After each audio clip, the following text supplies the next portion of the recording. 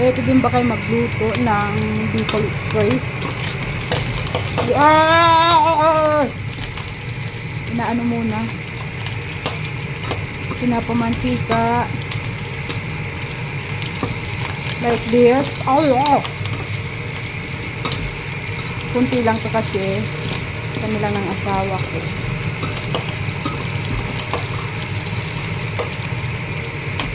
Yan.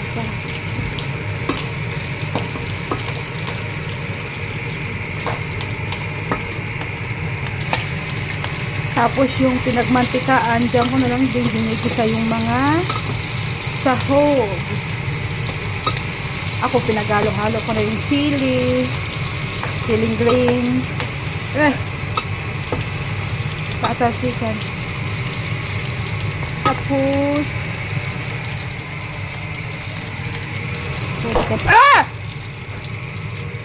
maglagay dyan ng pork cube.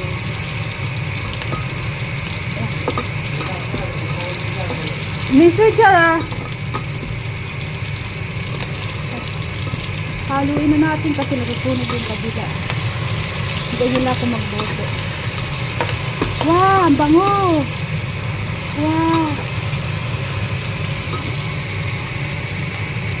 Tapos ito ang gagamitin kong gata, coconut milk, kasi wala dito sa China magkaika yung ito ano na to, gataan na to.